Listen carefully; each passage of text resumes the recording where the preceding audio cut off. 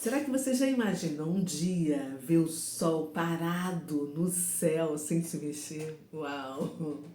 Nesse capítulo 10 de Josué, Deus interfere de maneira assim sobrenatural para garantir a vitória de Israel, provando mais uma vez que Ele é o Senhor do impossível. Então, vamos descobrir essa incrível batalha onde o céu, a terra e o tempo obedeceram ao comando do Criador? Eu te convido a ler e refletir comigo agora esse capítulo. Vamos? Então, já deixa o seu like e compartilhe com alguém que você ama logo ao final. Eu te lembro disso. Vamos começar? Abra sua Bíblia no capítulo 10 de Josué. Nós vamos ver aqui, ó, nessa Bíblia viva, dar continuidade à leitura aqui.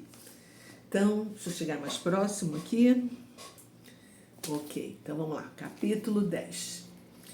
Adonizedeque, rei de Jerusalém, ficou sabendo como Josué tinha tomado e destruído Ai, matando o rei daquela cidade, também a Jericó e seu rei, e que o povo de Gibeon tinha conseguido um tratado de paz com Israel, e estava vivendo no meio deles. Ele ficou apavorado, porque Gibeon era uma grande cidade, como as capitais de reinos. Era muito maior do que Ai, e os gibeonitas tinham fama de valentes. Por isso, Adonizedeque, rei de Jerusalém, mandou mensageiros aos seguintes reis: Orão, rei de Hebrom, Pirã, rei de Jarmute, Jáfia, rei de Laquis, e Debi, rei de Eglon, dizendo: venham ajudar-me a destruir Gibeon, porque esse povo fez um tratado de paz com Josué e com o povo de Israel.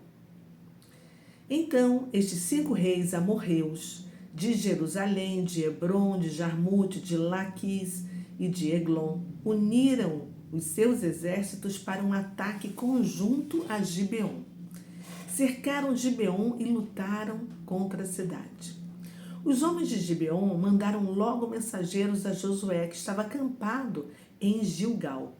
Venham socorrer os seus servos, venham nos livrar depressa. Pois todos os reis dos amorreus que habitam nas montanhas se uniram com seus exércitos contra nós. Josué e o exército israelita saíram de Gilgal e foram socorrer Gibeon. Não tenha medo desses reis, disse o Senhor a Josué, pois eles já estão vencidos. Eu os entreguei nas suas mãos. Nenhum deles será capaz de resistir. Josué marchou durante a noite desde Gilgal e apanhou de surpresa as forças inimigas. O Senhor fez com que essas forças inimigas ficassem em pânico, causando grande confusão, de modo que o exército de Israel matou grande número de Gibeon e perseguiu os demais até Bet-Horon, Azeca e Maquedá, destruindo os amorreus pelo caminho. Aqueles que conseguiram fugir e chegar perto de Bet-Horon, quando iam descendo para lá, foram mortos por grandes pedras do céu, lançadas pelo Senhor sobre eles até Azeca. Na verdade, mais gente foi morta pela chuva de pedras do que pelas espadas dos israelitas. No dia em que o Senhor entregou os amorreus aos israelitas, Josué orou ao Senhor em alta voz: que o sol pare sobre Gibeon e que a lua fique onde está, sobre o vale de Aijalon. E o sol e a lua ficaram parados, até que o exército de Israel terminasse de destruir os seus inimigos. O livro dos justos faz uma descrição mais detalhada deste fato. Assim, o sol parou nos céus e não saiu por quase 24 horas. Nunca antes nem depois houve um dia como este.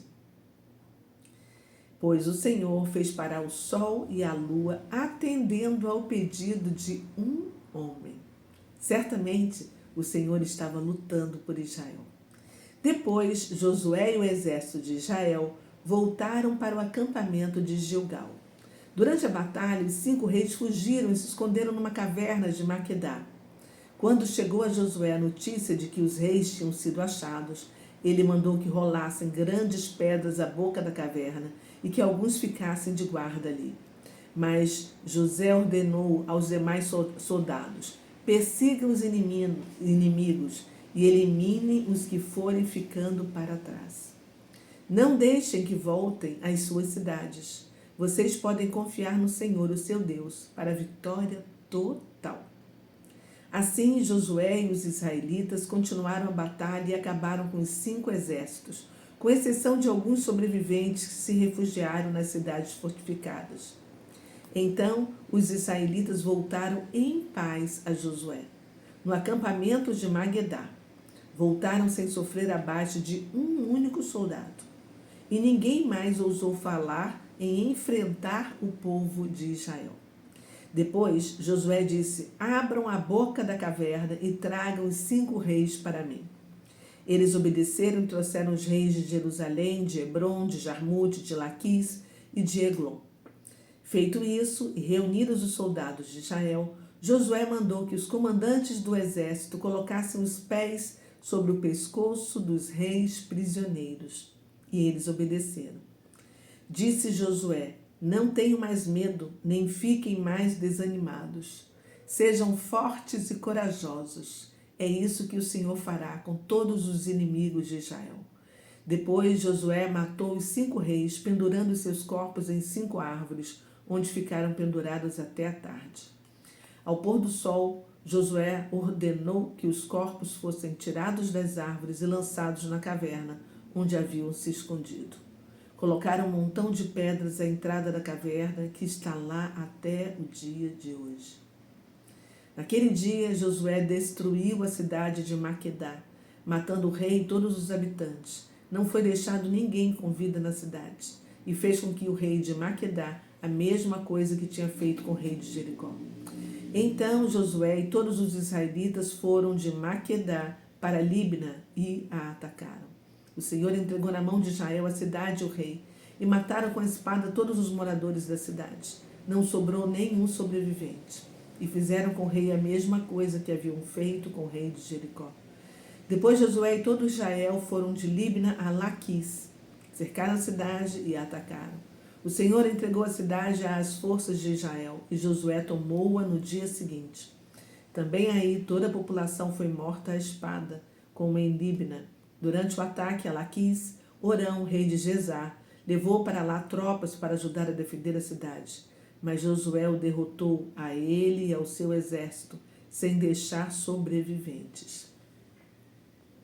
Depois Josué e todos os israelitas avançaram de Laquis para Eglon, sitiaram a cidade e a atacaram, e no mesmo dia feriram a espada e eliminaram toda a população como tinham feito com Laquis.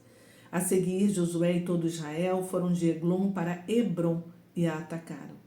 Tomaram Hebrom, o rei e todos os seus povoados, e mataram todos os habitantes sem deixar sobreviventes. Destruíram completamente a cidade e todos os seus habitantes, como tinham feito com Eglon. Depois, Josué e todos os israelitas marcharam de volta em direção a Debir e a atacaram. Tomaram a cidade, o seu rei e todas as povoações da vizinhança foram mortas. Exterminaram todos, sem deixar sobreviventes. Fizeram com Debir e com o rei o que tinham feito com Hebrom, com Libna e com os reis destas cidades. Assim, Josué e o exército israelita conquistaram a região toda, as nações e os reis da região montanhosa, o deserto de Neguebe, as terras baixas e as encostas das nascentes das águas.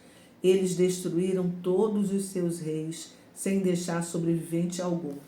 Exterminaram tudo o que respirava, conforme o Senhor, o Deus de Israel, havia ordenado. Perdão. Josué derrotou-os desde Cádiz Barneia até Gaza e conquistou todo o território de Gósen ou Gozen até Gibeon. Josué conseguiu conquistar esses reis e as terras de uma só vez, porque o Senhor, o Deus de Israel, lutou por Israel. Então Josué voltou com todo Israel para o acampamento em Gilgal.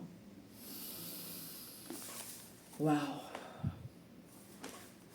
Pois é. 5 reis formaram aliança contra os gibeonitas, que haviam firmado a paz com Israel no capítulo anterior, como a gente viu, né? Os gibeonitas, eles pediram ajuda a Josué, que prontamente liderou o exército e foi defendê-los. Deus promete a vitória a Josué e intervém assim poderosamente.